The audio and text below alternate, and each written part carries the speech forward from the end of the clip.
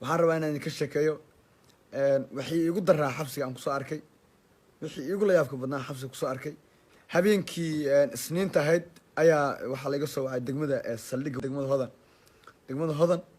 taliyaha degmada wuu joogay wuuna khiyaamay alaabtii iga qad telefoonada igu qaaday waxaan ku sigtay xitaa inaan Soomaali ma yihi habeenkii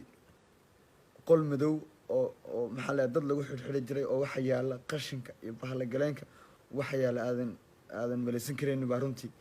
baa la igu soo xareeyay wallahi been ma idin sheegaaye waxba idin kama qaran umada Soomaaliyeed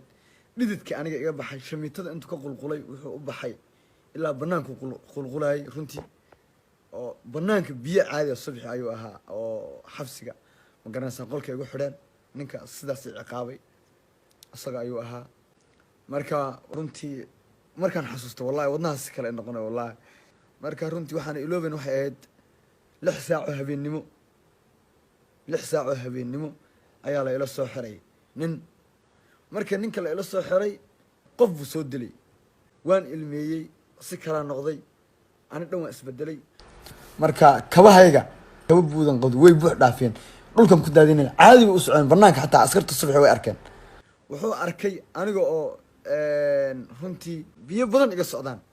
markaas uu walaal cabdi wax walba ilaahay qadartiisa weeyaan anigoo qof soo dilay ayaa kula xidhan isdaji buu igu yiri runtii marka waxaan si cabdi dhaanto ilaahay noloshaada suu ku wada caawa ma wuxuu ku keenay qof bini aadam oo qof soo dilay oo dhig islaaman qaba ah